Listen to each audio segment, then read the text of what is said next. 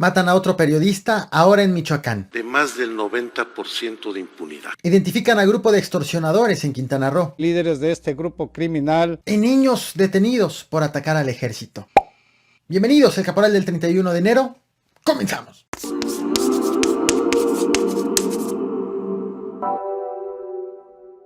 Esto ocurrió en la Huasteca, en Santa Catarina, Nuevo León. Un abogado que sufrió un cristalazo denunció, siguió a los ladrones hasta que fueron detenidos.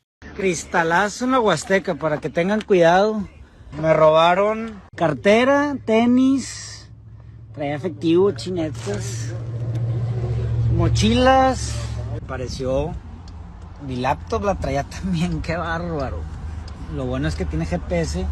Y apareció acá en el HIV. Y ahorita vimos una camioneta bien sospechosa, moviéndola a la cajuela. Lo tratan de detener, se sube y se arranca. Y la policía se fue a arrancar atrás de ellos. ¡El azul! Déjalo.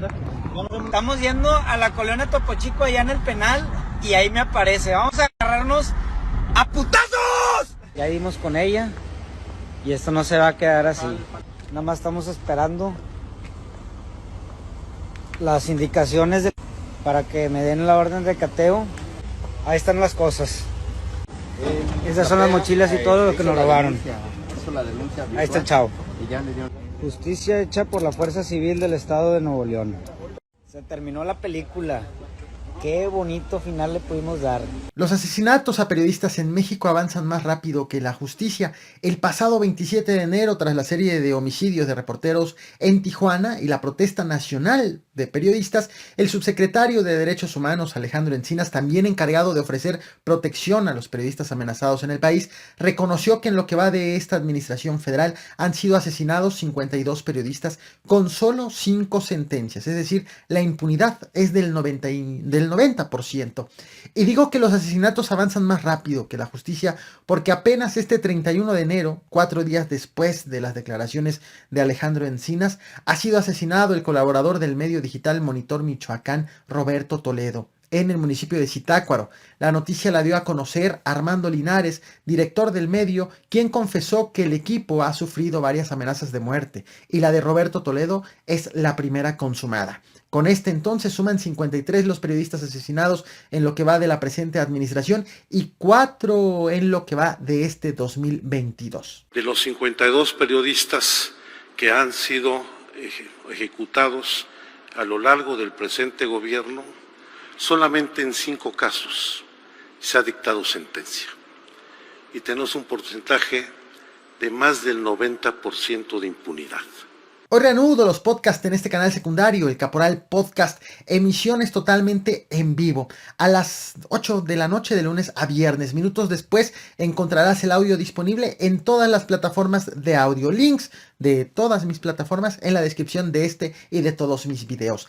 El pasado 21 de enero te traje este video a este canal sobre el ataque a canadienses en el Hotel Xcaret en Quintana Roo.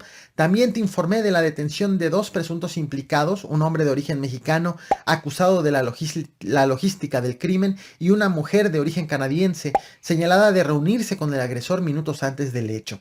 La Fiscalía de Quintana Roo ha informado que giraron otras 2 órdenes de aprehensión en contra ahora de Oscar O, acusado de ser el autor material y de disparar a las víctimas, y de Oscar B, acusado de contratar a Cristian, el mexicano encargado de la logística. Los 2 ya detenidos ya fueron vinculados a proceso, en tanto que ahora se busca a estas 2 personas. Y sobre el otro homicidio cometido también en Quintana Roo, el gerente de Mamitas Beach Club de Playa del Carmen, el fiscal de Quintana Roo, Óscar Montes de Oca, informó que identificaron ya a 2 líderes de la delincuencia organizada encargados, señaló, de extorsionar a empresarios de Playa del Carmen, acusados también de narcomenudeo y del asesinato del gerente. Detalló el fiscal estatal que fueron 4 las personas que llegaron al lugar preguntando por el gerente. 2 fueron las que le dispararon y huyeron en la moto acuática.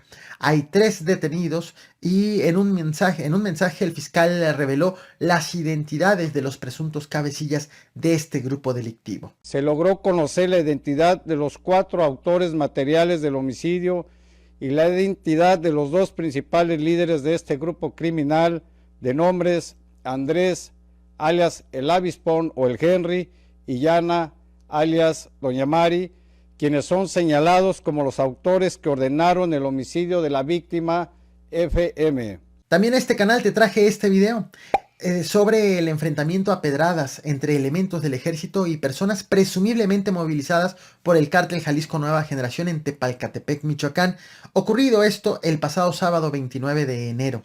Hay actualización sobre este acontecimiento. La Secretaría de la Defensa Nacional ha detallado que identifica a los agresores como miembros de la delincuencia organizada, unos, integrantes de su base social, otros.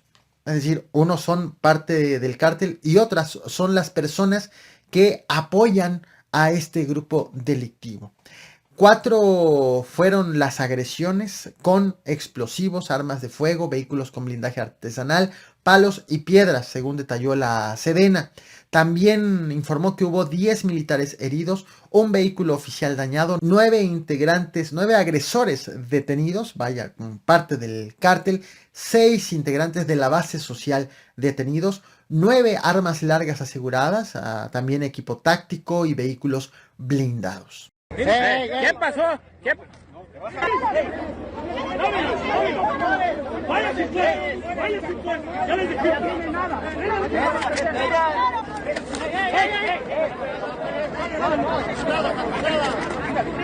¿Qué está haciendo el general?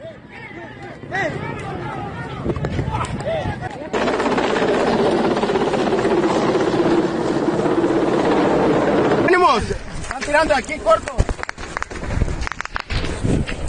Todos los videos a los que hago referencia en estos videos que estás viendo, encuentras sus links en la descripción, así como aquí en la tarjeta superior. Y llegamos así al tema principal. Ocurrió también en Michoacán, pero ahora en el municipio de Zamora. De este caso hay todavía más detenidos que en el previo. Ocurrió cuando elementos del ejército realizaban un recorrido en la comunidad de Ojo de Agua. Hombres armados atacaron a los soldados por sorpresa.